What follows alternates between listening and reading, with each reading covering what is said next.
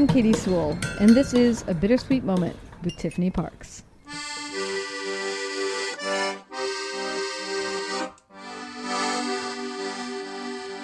Hello and welcome to The Bittersweet Life. I'm Tiffany Parks, and this is your midweek Bittersweet Moment. That's right. After a hiatus of over a year, Katie and I have decided to bring back our mini episodes, and they will be coming out every other week, and they will be hosted by me, and I'll be talking about some aspect or site or little bit of history of Rome or Italy in general. So we hope that you enjoy these, and do let us know if you have any feedback at all. We always love hearing from you. Now, I thought I'd talk today a little bit about the Jubilee year that is currently happening here in Rome. The 2025 Jubilee was kicked off on Christmas Eve night by Pope Francis I while he was knocking down the wall of the Holy Door of St. Peter's Basilica. Now, a lot of people have asked me, what is the Jubilee year? Is it a celebration? Is it an anniversary? Is it, what in the world is this Jubilee? You might have also heard it called the Holy Year.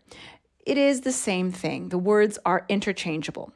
And what Jubilee is a year in which Catholics are invited to visit Rome and to partake in many different types of pilgrimages. And by doing so, their aim is to receive plenary indulgence. That is what the Jubilee is at its very, very basic level. There are lots of celebrations during Jubilee year. There are many events that wouldn't ordinarily be going on. And as Katie and I have talked about, they spiff up the city and get everything shiny and new so that the city is at its brightest and most beautiful. But at its basest level, the Jubilee year is about indulgence. It's about washing away your past sins so that you can skip purgatory. Basically, that's what it is. Catholics believe that even if you've been forgiven for your sins and have done penance, you still have to spend a certain amount of time in purgatory before you are able to go on to heaven. And plenary indulgences, which only the Pope is allowed to set, they shorten your time in purgatory.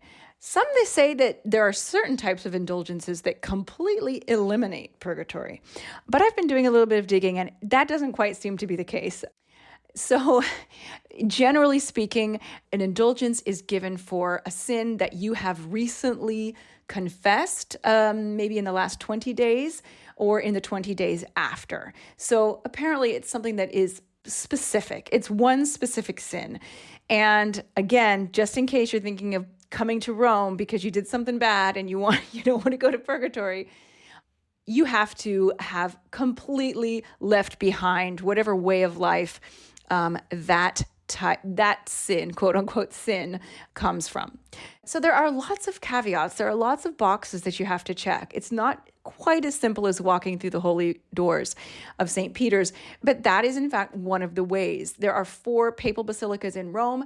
Visiting any of these 4 basilicas will get you a plenary indulgence, walking through the holy doors, praying in any church in Rome, and even just coming to Rome, making a pilgrimage to Rome for the purpose of being there during the Jubilee will earn its own plenary indulgence. And you're allowed to get 2 indulgences per day. So apparently these indulgences can really stack up.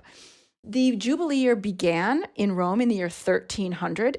It actually comes from a much, much earlier Hebrew tradition, which is where the word Jubilee comes from. It actually comes from a Hebrew word that means the ram's horn trumpet, because this trumpet was played at the beginning of a Jubilee year in ancient Israel, which is a year every 50 years when slaves were emancipated.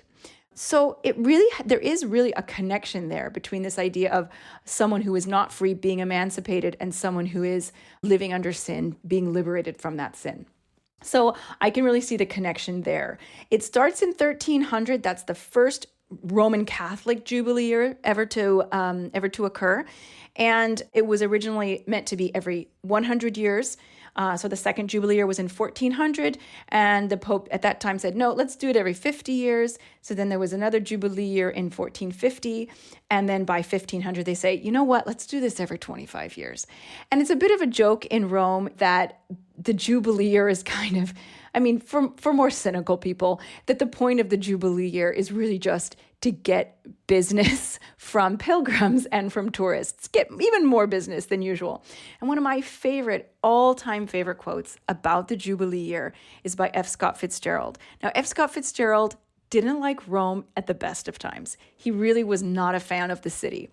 He came to Rome at the very tail end of 1924, and then, of course, stayed into the Holy Year, and he wrote, "Only 1 year in every 25 is Holy Year, and we had blundered right into it.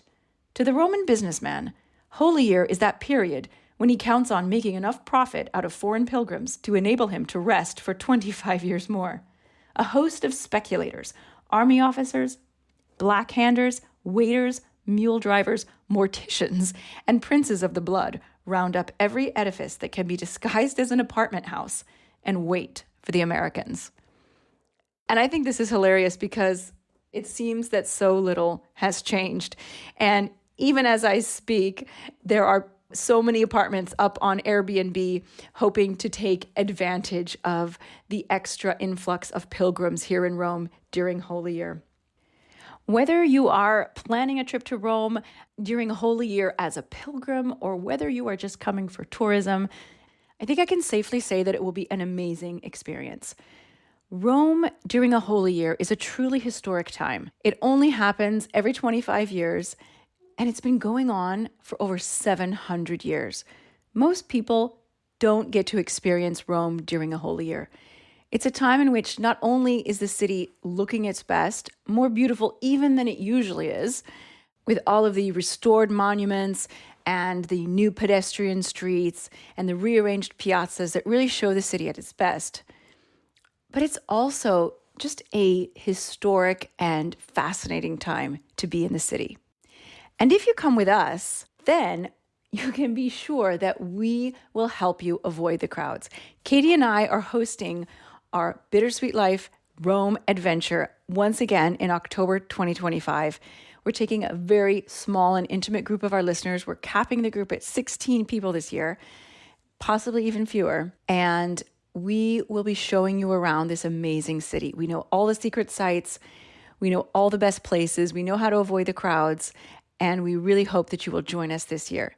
If you'd like more information about that trip, which is happening in the first full week of October, then get in touch with us either by email at bittersweetlifepodcast@gmail.com or just visit our website, thebittersweetlife.net. And you can find all of the information there. We hope you enjoyed this bittersweet moment. Join us again. Bye.